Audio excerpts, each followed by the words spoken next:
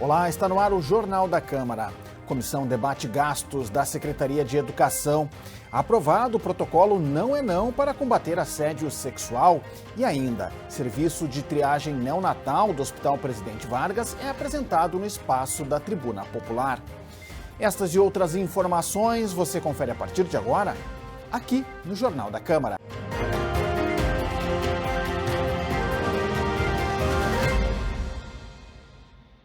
A Comissão de Educação tratou nesta semana sobre os gastos da pasta municipal em telas interativas e livros didáticos. A secretária de Educação participou do encontro e respondeu questionamentos sobre a aquisição dos materiais. O assunto também deve pautar CPIs no Legislativo. O encontro começou com a apresentação da secretária da Educação, Sônia Rosa, que falou sobre a importância dos investimentos em materiais como telas interativas e Chromebooks no processo de alfabetização e ensino nas 98 escolas da rede municipal. A titular da pasta justificou ainda que a compra desses materiais, que incluem 25 mil Chromebooks e 188 telas interativas, foi feita obedecendo à legislação, de acordo com a Base Nacional Comum Curricular, que prevê o investimento nas chamadas competências do século XXI. E a aquisição de equipamentos e materiais pedagógicos que a Secretaria realizou durante esse ano, considerando esse dispositivo legal e também porque a gente acredita que essa criança precisa ter acesso, um pouco foi isso que nós fizemos aqui, esclarecer para os vereadores, né, primeiro a importância, o planejamento, né, que não foi tirado da cabeça de ninguém, mas seguir um planejamento de educação para Porto Alegre e explicar como que, quais as formas que o gestor tem, né, de possibilidade de fazer tais aquisições. Competência do século XXI envolvendo tecnologia, inovação e outros conceitos importantes de empreendedorismo, educação financeira, que não é simplesmente uma secretaria ou não que vai fazer, a não ser cumprir uma legislação legal que é a Base Nacional Comum Curricular, que determina em território que esses conhecimentos sejam trabalhados. Os esclarecimentos trazidos pela secretária durante a reunião da SESC deram sequência ao debate realizado na sessão da última segunda-feira, quando a vereadora Mari Pimentel apontou supostas irregularidades na compra dos materiais. A parlamentar protocolou um pedido de instalação de CPI para investigar o caso diante dos gastos da pasta, que, segundo a parlamentar, ultrapassam os 70 milhões de reais. O vereador Idenir Sequim, do MDB, líder do governo na Câmara, também protocolou uma CPI.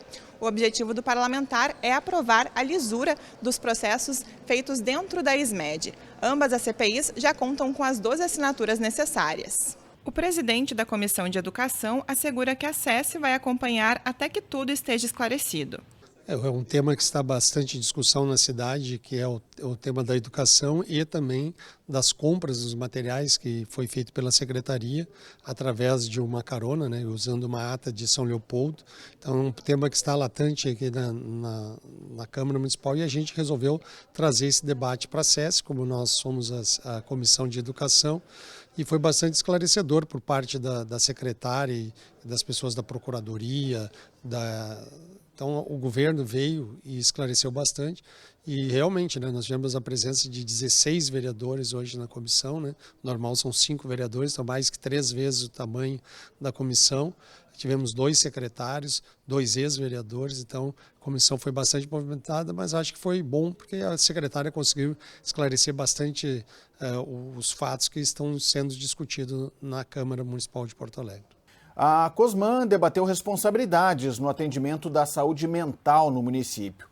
Entidades questionaram a quem recorrer na busca de recursos para manter o funcionamento das instituições. O encontro foi proposto pela vereadora Cláudia Araújo, do PSD. Conforme a parlamentar, algumas instituições na capital que atendem pessoas com deficiências mentais e sociais não sabem onde buscar aportes, tendo em vista que não existe uma secretaria específica que trate dessas questões. Na verdade, nós temos muitas instituições que fazem um trabalho misto, que tem pacientes voltados à saúde mental, que tem pacientes voltados à questão das deficiências físicas e muitas vezes alguns idosos, alguns jovens e muitas vezes esses pacientes eles estão todos no mesmo lugar. Hoje o poder público não consegue fazer essa separação e acolher de forma adequada essas pessoas. Então, Quem se responsabiliza por essas pessoas é a FASC, que é o desenvolvimento social, moradores de rua e a questão da drogadição, ou é a saúde, que é a questão das doenças mentais e tantas outros afins. Então, hoje nós trouxemos essa pauta para discutir e eu acho que os dois são importantes. Além dos parlamentares que integram a COSMAN, a reunião contou com a presença de representantes de entidades que atendem pessoas com deficiências mentais e invulnerabilidade social em Porto Alegre. Entre as demandas trazidas pelas instituições estão a demora e a falta de organização na hora de resolver questões burocráticas e repassar recursos para manter o funcionamento desses espaços. Segundo os representantes das entidades, eles não sabem a quem devem se dirigir, a Secretaria de Saúde ou a Secretaria de Desenvolvimento Social, o que, segundo eles, prejudica o atendimento a quem necessita. Como encaminhamento, a COSMAN irá propor uma comissão especial para tratar desse assunto, de modo a criar uma integração entre as secretarias, para que ambas possam trabalhar juntas em prol dessas instituições. O que não pode é a gente fazer com que essas pessoas não existem. Elas existem, elas são um número e elas têm que ser acolhidas. Então, é uma pauta muito ampla que a gente vai precisar discutir outras vezes e que, se não pela Comissão de Saúde, pela Frente Parlamentar e SOS Hospitais, mas que nós vamos trazer para a Câmara essa discussão, porque tem muitos encaminhamentos ainda para serem feitos para chegarmos numa solução que realmente mude a vida dessas pessoas e a vida da cidade. E na Comissão de Direitos Humanos, os parlamentares debateram os problemas na fiscalização dos recicladores. Entidades questionaram a forma de abordagem dos agentes. A pauta foi proposta pelo vice-presidente da comissão, o vereador Alexandre Bobadra. Conforme o parlamentar, o objetivo é padronizar os procedimentos adotados pelos locais que realizam o comércio de materiais recicláveis na capital gaúcha. A finalidade da reunião de hoje é nós quebrarmos paradigmas, né? Acabarmos com a teoria do etiquetamento. Afinal de contas, são milhares de empregos que são gerados na nossa cidade através da reciclagem. Esses heróis que prestam um serviço social, colocam suas vidas em risco, às vezes podem se cortar, se machucar, organizando, separando os metais da cidade, muitas vezes estão sofrendo injustiça do poder público. Durante a reunião, os representantes dos catadores disseram que o poder público aplica punições e realiza a interdição de estabelecimentos porque desconhece o passo a passo do processo de reciclagem dos materiais. Quando ele é transformado em sucata, ele é sucata. Ele não tem mais essa especificação. Nós não temos mais o controle de saber qual é o padrão do fogão. Isso a gente quer também que o órgão público fale para nós como é que vocês querem que seja feito isso. Em momento nenhum a gente se recusa de fazer. A gente só quer trabalhar tranquilo e ser tratado como trabalhador. O encontro contou com a presença de membros do Executivo e também órgãos ligados à segurança pública estadual e municipal. Conforme o advogado que representa os trabalhadores, um assunto importante para o meio ambiente está sendo tratado como uma série de atos criminosos. É uma atuação transversal do poder público, uma atuação transversal do Estado. E eu, sinceramente, não vejo isso. Diariamente eu tenho atuado nessa área, fazendo as defesas dessa categoria, e o Estado não tem atuado de maneira transversal. Eu digo mais, o Estado não tem conversado. O Estado não tem conversado e há diversos problemas em razão dessa falta de conversa do Estado. Os vereadores da comissão decidiram continuar o debate na SEDECOM para tentar encontrar soluções compartilhadas entre todos os envolvidos. A Comissão de Habitação tratou nesta terça-feira sobre a possibilidade de obtenção de um imóvel para servir de nova sede para a Sociedade Espírita Nazareno. A entidade desenvolve atividades de cunho espiritual e social sem cobrar nenhum tipo de valor. A Sociedade Espírita Nazareno foi criada há mais de 80 anos com o objetivo de compartilhar a doutrina kardecista com pessoas que necessitam de consolo espiritual. Entre as atividades desenvolvidas pela entidade estão consultas, palestras e distribuição de cestas básicas, tudo de forma gratuita. Representantes da Nazareno entraram em contato com a vereadora Fernanda Bart, do Podemos, para conseguir um local junto ao município para transferir conferir as atividades. Hoje, eles atuam no espaço da casa do presidente da entidade e filho do fundador, localizada no bairro Santana. O objetivo é expandir os trabalhos e não deixar que a sociedade acabe. O objetivo que nós temos é o mais breve possível, porque o prédio está na minha residência, né? Não dentro da minha residência, mas um espaço dentro do meu pátio está essa sociedade, então se torna muito pequena, né? Nós temos capacidade para 40 pessoas no máximo, né? Casa lotada. E a gente quer se expandir mais. Nós estamos num bairro muito bom, o bairro Santana, próximo Ipiranga e Princesa Isabel, ficamos ali, né? E então nós estamos preocupados, né? Diante da minha idade bastante avançada, né? Eu estou trabalhando nessa casa há 70 anos, né? E a gente não quer que as portas sejam cerradas, que continuem abertas, né? Que outros possam seguir aquilo que aprenderam na casa e o que a gente exemplificou para eles, tá? A proponente da pauta trouxe o caso para a Comissão de Habitação, a fim de conseguir junto à Prefeitura a cessão ou empréstimo de um terreno ou imóvel para que a sociedade possa desenvolver as ações. Representantes da Prefeitura que participaram do encontro afirmaram que será feita uma busca por imóveis que necessitem de poucas reformas e possam ser utilizados pela entidade por meio de um termo de permissão de uso. A gente tem a preocupação de que o trabalho continue e não seja perdido, que é um trabalho espiritual muito importante, que ajuda muitas pessoas e teve assim um aumento exponencial pós-pandemia pela quantidade de pessoas assim com atribulações espirituais, depressão e todo tipo de problemas que passaram a procurar mais ainda a ajuda da Sociedade Espírita Nazareno.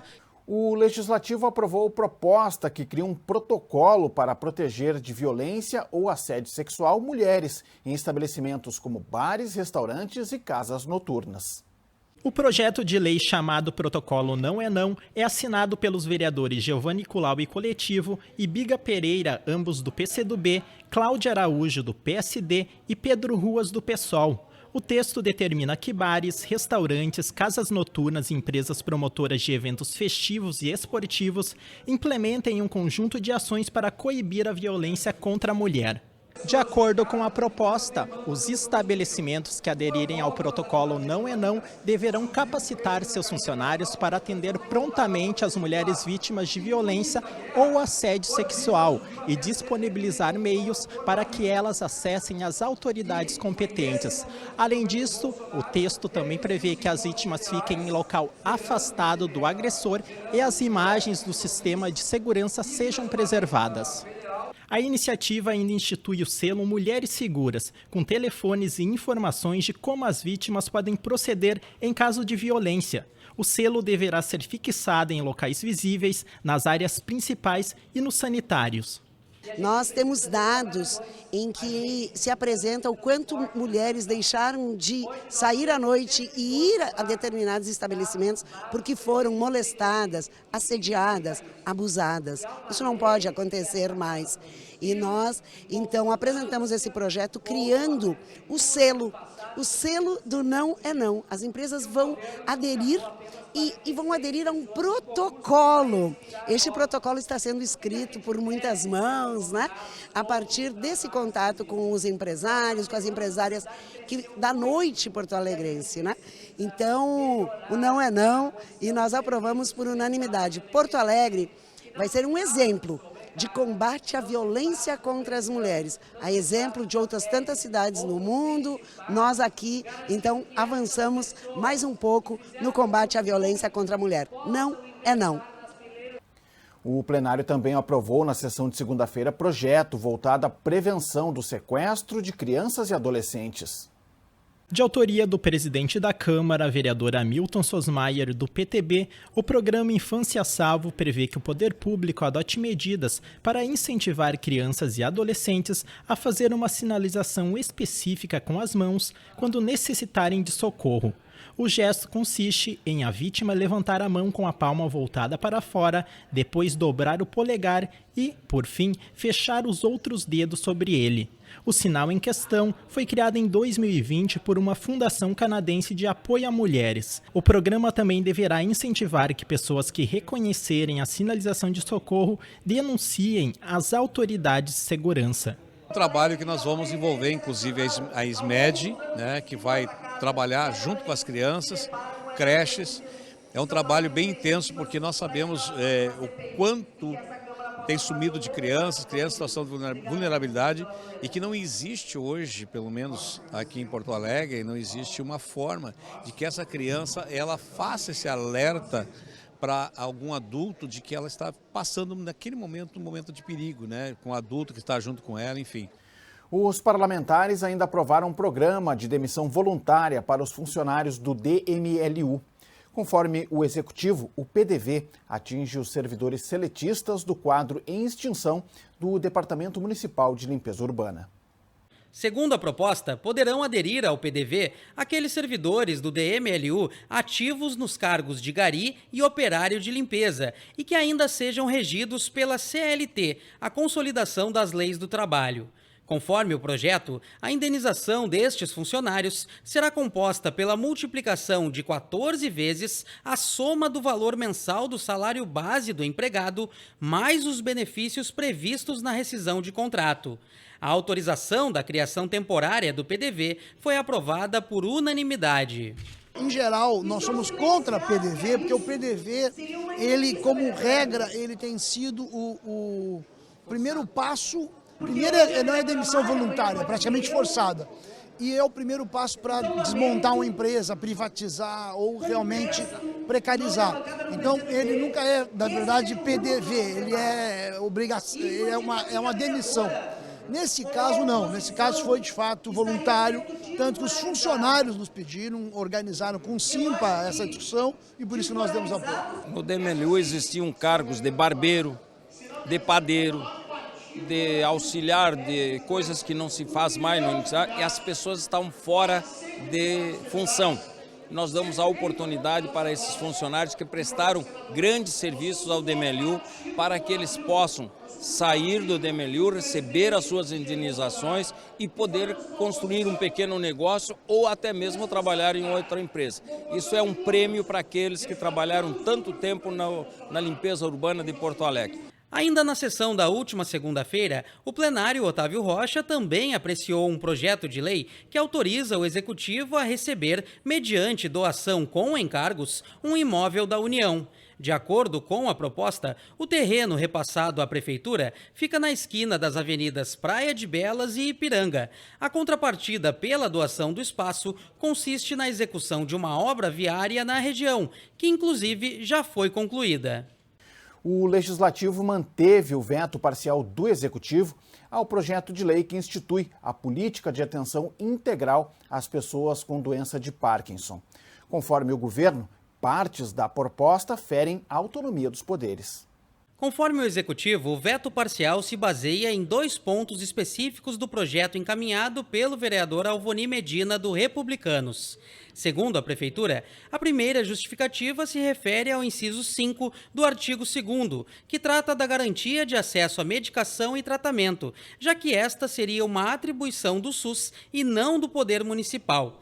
O segundo ponto, que definiu o veto à proposta, faz referência à ampliação de profissionais e de espaços especializados para o tratamento de Parkinson.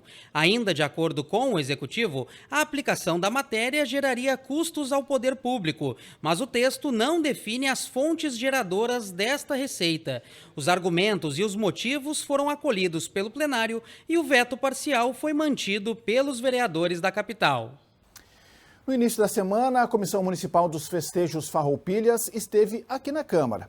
E durante a visita, a patrona da festa foi apresentada aos vereadores da capital. O 20 de setembro marca o Dia da Revolução Farroupilha. Como de costume, as comemorações se estendem durante algumas semanas. Conforme a Secretaria Municipal de Cultura e Economia Criativa, a patrona da Festa Farroupilha desse ano já foi eleita. A escolhida foi Thelma dos Santos, mais conhecida como Gringa Santos. Foi uma honra para mim ser escolhida pela Comissão dos Festejos do município de Porto Alegre e espero representar muito bem a capital dos gaúchos e receber a todos lá. Como sempre vai ser o normal, né? Receber todo mundo com um sorriso. E quem for até lá vai encontrar o quê?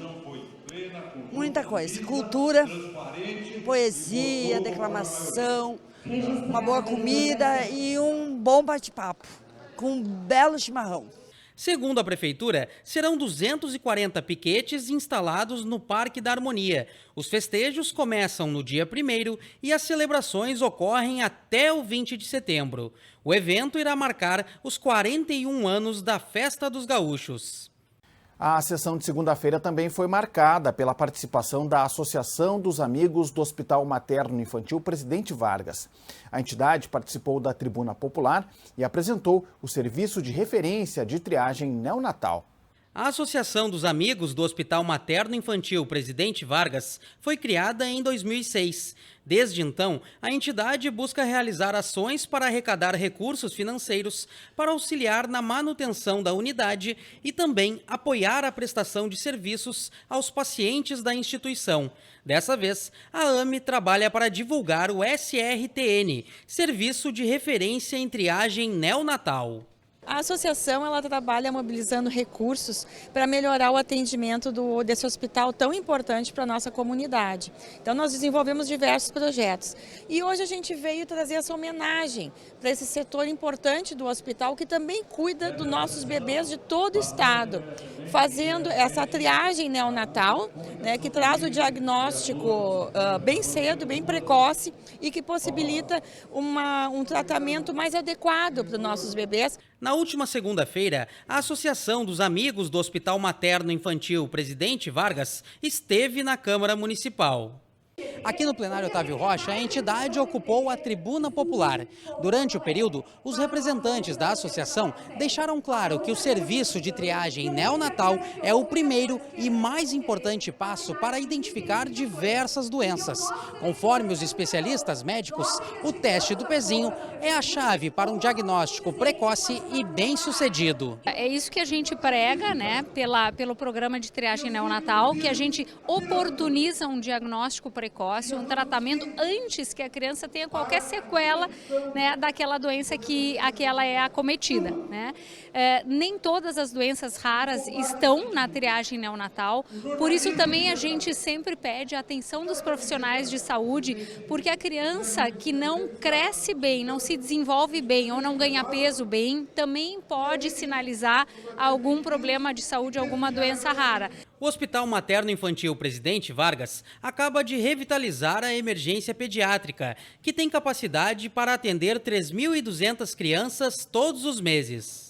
Nós temos os nossos projetos que vêm em busca de emendas, mas também nós temos o nosso Clube AME.